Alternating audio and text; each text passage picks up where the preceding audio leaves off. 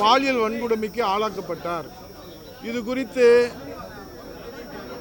சபையினுடைய அலுவல்களை எல்லாம் ஒத்திவைத்துவிட்டு விதி எண் 56 கீழே இதை விவாதிக்க வேண்டும் என்று மாண்புமிகு எதிர்க்கட்சியினுடைய தலைவர் முன்னாள் முதலமைச்சர் அண்ணன் எடப்பாடியார் அவர்கள் நோட்டீஸ் கொடுத்தார்கள். மாண்புமிகு தமிழ்நாடு சட்டசபையினுடைய எதிர்க்கட்சி கொறடா அவர்களும் முன்னாள் அமைச்சர் KP முன்சாமி அண்ணன் அவர்களும் நானும் அண்ணன் SP வேலுமணி அண்ணன் அவர்கள் மூலியமாக சபாநாயகரிடத்திலே கொடுக்கப்பட்டது.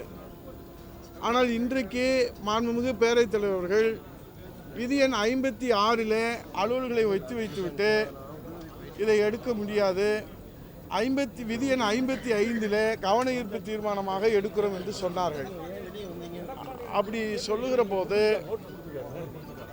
சொல்லுகிற போது நாங்களும் இதை எப்படியாவது அரசின் கவனத்துக்கு கொண்டு சென்று பாதிக்கப்பட்ட மாணவிக்கு நீதி வேண்டும் என்கின்ற அடிப்படையில் அரசினுடைய கவனத்திற்கு கொண்டு வருவதற்காக அங்கே நாங்கள் பல்வேறு கருத்துக்களை, நடைபெற்ற சம்பவங்களை அரசினுடைய கவனத்திற்கு கொண்டு வந்தோம்.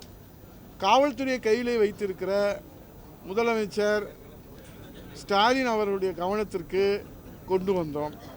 குறிப்பாக தலைநகர் சென்னையிலே அமைந்துள்ள தமிழ்நாட்டின் பெருமைமிகு அடையாளங்கள் ஒன்றான அண்ணா பல்கலைக்கழகத்திலேயே மாணவிக்கு இப்படி ஒரு கொடூரம் நிகழ்ந்திருப்பது என்பது தமிழ்நாடு முழுவதும் ஒரு பேர் அதிர்ச்சியை ஏற்படுத்தி இருப்பதை யாரும் மறுக்க முடியாது.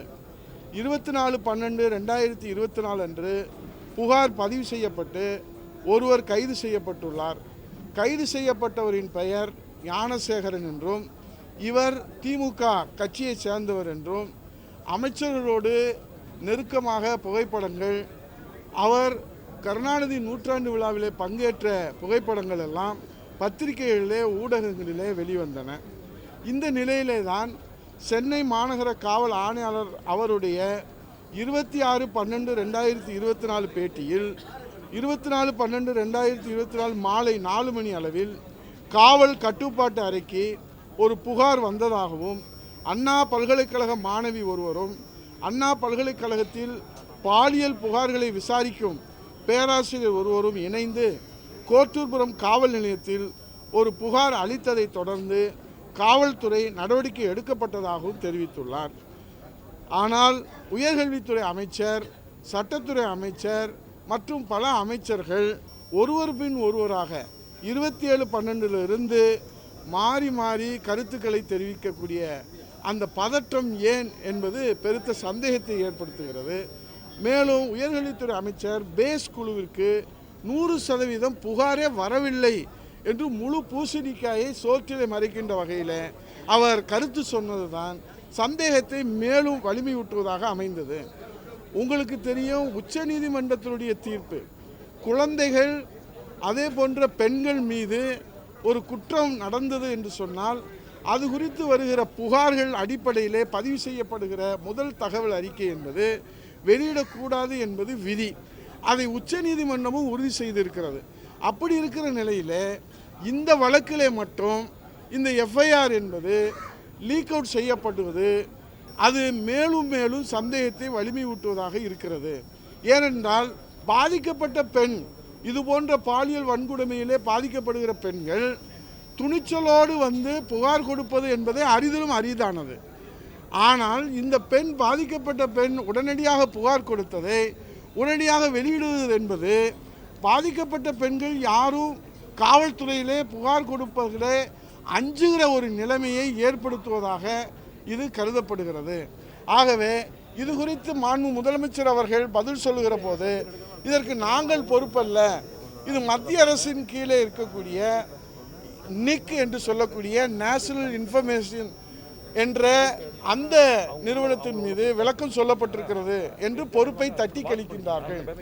ஆகவே FIR என்பது ஒரு காவல்துறையினுடைய அந்த கட்டுப்பாட்டிலே தான் அது இருக்கும். அது எப்படி வெளியானது, ஏன் வெளியானது? இப்போது அரசு கோப்புகள் எல்லாம் இது போன்று வெளியிட்டு விட்டு இது டெக்னிக்கல் எரர் என்று சொல்லி இந்த அரசு தப்பித்து கொள்ளலாமா? ஆக இது எல்லாம் இந்த சம்பவங்கள் எல்லாம் தொடர் சம்பவங்கள் எல்லாம் பார்க்கிற போது ஒரு பெருத்த சந்தேகம்.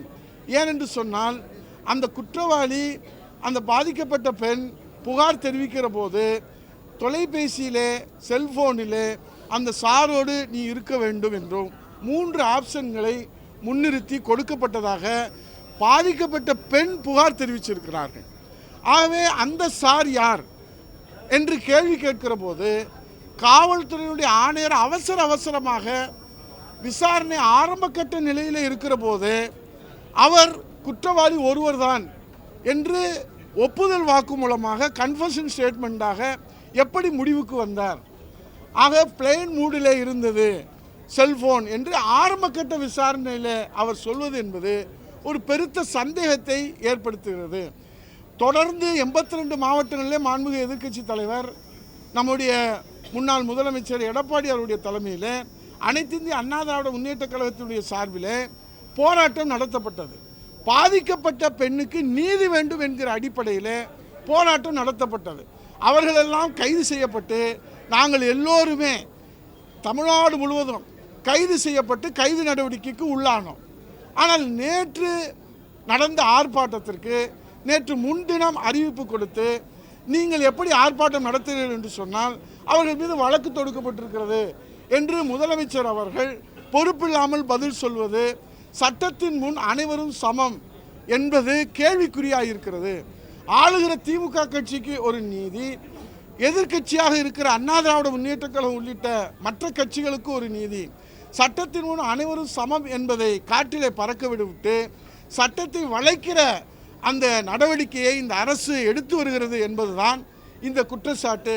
மாண்புமிகு முதலமைச்சராக புரட்சித் தலைவர் ஐயா எடப்பாடி அவர்கள் இருந்த காலத்திலும் அம்மா அவர்கள் இருந்த காலத்திலும் புரட்சித் தலைவர் இருந்த காலத்திலும் குற்றம் சாட்டப்பட்டவர்கள் குற்றவாளிகள் யாராக இருந்தாலும் விசாரணை செய்து அவர்கள் மீது தகுந்த நடவடிக்கை எடுத்திருக்கிறார்கள். இது கடந்த கால வரலாறு. ஆனால் இன்றைக்கு அவர்கள் சொல்வது, மாண்பு முதலமைச்சர் அவர்கள் பதிலளிக்கிறதை சொல்வது, இந்த சம்பவத்தை முழுக்க விட்டுவிட்டு அந்த ஆணையாளர் ஏன் அப்படி ஆரம்பக்கட்ட விசாரணையை சொன்னார், அமைச்சர்கள் ஒருவருக்கு பின் ஒருவராக பதற்றத்தோடு ஏன் சொன்னார்கள், இவ்வளவு சொன்னதற்கு பிறகு முதலமைச்சர் காவல்துறையை கையில் வைத்திருக்கிற முதலமைச்சர் ஏன் வாய் திறக்கவில்லை? இந்த கேள்வியெல்லாம் தொடர்ந்து நாங்கள் கேள்வி கேட்கிற போது முதலமைச்சர் அவர்கள் பொள்ளாச்சி பாலியல் சம்பவத்தை அவர்கள் எங்களிடத்தில் கருத்துக்களை சொல்லுகிற போது பொள்ளாச்சி பாலியல் சம்பவத்திற்கு உடனடியாக சிபிஐ விசாரணை வேண்டும் என்று பரிந்துரை செய்தது அன்றைய முதலமைச்சர், இன்றைய எதிர்க்கட்சி தலைவர், மாண்புமிகு எதிர்க்கட்சி தலைவர் அண்ணன் எடப்பாடியார் அவர்கள். ஆகவே அந்த உண்மை தகவல்கள் எல்லாம் மறைத்துவிட்டு இந்த சம்பவத்தை நியாயப்படுத்துவதைப் போல ஒரு முதல்வரிடத்திலே கவனத்திலே கொண்டு சென்றால் பாதிக்கப்பட்ட மாணவிக்கு நீதி கிடைக்கும் என்கிற அடிப்படையிலே தான் கவன ஈர்ப்பு தீர்மானம் கொண்டு வரப்பட்டது. ஆனால் அவர் பொள்ளாச்சி சம்பவத்தை மேற்கோள் காட்டுவது இந்த சம்பவத்தை நியாயப்படுத்துவதைப் போலதான் அமைந்திருக்கிறதை தவிர, ஆகவே அது குறித்து எங்களுக்கு உடன்பாடு இல்லை. பொய் தகவல்களை தெரிவிக்கிறார்கள். முதலமைச்சர் அவர்கள் பொய் தகவல்களை, உண்மைக்கு மாறான தகவல்களை அவையிலே பதிவு செய்யக்கூடாது என்பதற்காக நாங்கள் எதிர்ப்பு தெரிவித்துவிட்டு நாங்கள் வெளிநடப்பு செய்திருக்கிறோம். முதலமைச்சர் பேசும்போது யார் அந்த சாரு?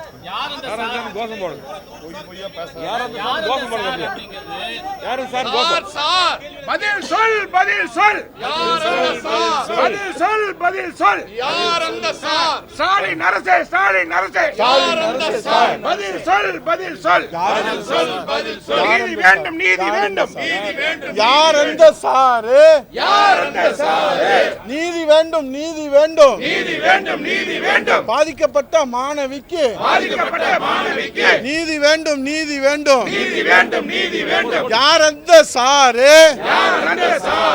யார் அந்த சாரு?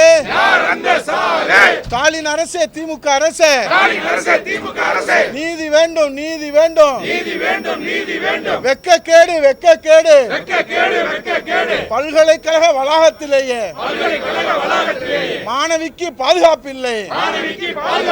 பாதுகாப்பில்லை பாதுகாப்பில்லை மாணவிக்கு பாதுகாப்பில்லை. சிறுமி முதல் பாட்டி வரை பாதுகாப்பில்லை பாதுகாப்பில்லை.